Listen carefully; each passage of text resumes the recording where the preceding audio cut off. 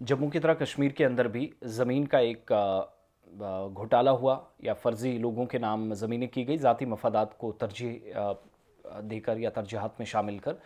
और जब केस को खोला गया, फ़ाइल ओपन हुई, अब जब चार्जशीट फ़ाइल की गई है तो सीनियर अफसरान, सीनियर ऑफिशल्स इसमें हैं। अनफॉर्चुनेटली ये पार्ट जो हैरान कुन है इस एतबार से कि यूनियन टेरिटरी के अंदर इस वक्त कम से कम सब कुछ ठीक नहीं है।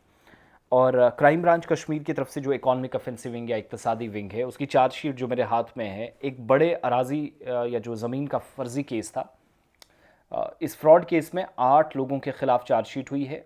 और क्राइम ब्रांच कश्मीर की टीम जिसने एफआईआर नंबर 23/2025 से मुतलिक इस अराजी केस में चार्जशीट दायर की।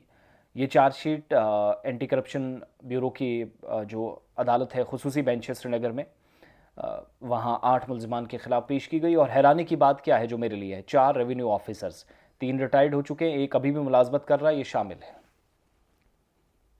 सो अनफॉर्चुनेट पार्ट, जब जब फ्रॉड का, लैंड अलॉटमेंट्स का, लैंड स्कैम्स की बात आई है, तो तब तब जम्मू कश्मीर में सिस्टम का हिस्सा और सरकार के ख़जाने से सैलरी विड्रॉ करने वाले लोग इसमें पाए जा रहे हैं, जो अनफॉर्चुनेट है मेरे लिए। और ये अफसरान ये क्या कर रहे थे कि सरकारी हैसियत का, इस चार्जशीट के जो मेरे पास एक नुक्ता है कि इसका गलत इस्तेमाल कर रहे थे अपनी पावर्स का, नाजायज़ कब्ज़ा, फिर रिकॉर्ड में जालसाजी की, छेड़छाड़ की गई। केस की शिकायत तब शुरू हुई, केस तब शुरू किया गया जब नदीम अहमद मायर और शफीक अहमद मायर, ये इकबाल कॉलोनी शालटिंग श्रीनगर के हैं, जिनके मुताबिक दिनहामा में 52 कनाल 52 कनाल ज़मीन है, जाली रेवेन्यू रिकॉर्ड तैयार किया गया, फिर इसका कब्ज़ा किया गया, ज़मीन किसी और की और कब्ज़ा कोई और कर रहा, और करवा कौन रहा है? सरकारी अफसर सितम ज़रीफ़ी। और एप्लीकेंट जो हैं या जो कंप्लेनेंट हैं, उनके चचा की तरफ से कहा गया कि ज़बानी तोहफ़ा या हिबा ज़बानी जिसको आप कहते हैं, इसके बहाने झूठे और जाली इंतकाल नंबर बनाए गए, 13, 16, 30, 18, 17, 34 ये दर्ज कराए गए, और इसका कोई कानूनी या ख़ानदानी जवाज़ मौजूद नहीं था। किसी से इंतकाल करवाए गए, कागजात मुकम्मल किए गए। तहकीकात के दौरान बेज़ाब्तियाँ या इरेगुलरिटीज़ सामने आई, अनियमितताएँ पाई गई, जिनमें सरकारी इंतकाल जो रिकॉर्ड था उसकी अदम मौजूदगी, ख़जाने से जो रसीद नंबर लेनी है वो गायब थे, तारीख़ों का रिकॉर्ड होता वो गायब था, और सिर्फ एक शरीक मिल्कियत की तरफ से गैर मजाज इंतकाल शामिल था किसी एक शख्स का, वो जो उस कंप्लेनेंट ने कहा था कि चाचा का नाम फ़र्ज़ी बनाकर इस तरीके से काम किया गया।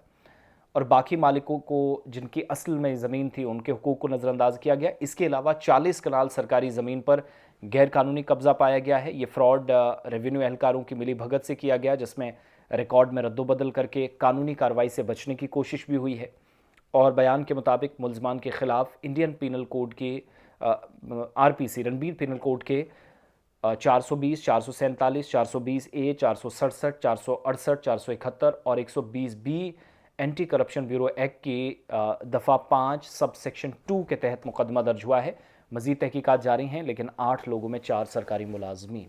महमूद की टोपी अहमद के सर कभी कभार हम सुनते थे, सुना करा करते थे, और बदकिस्मती से वो लोग सही या दुरुस्त खुद को साबित कर रहे हैं।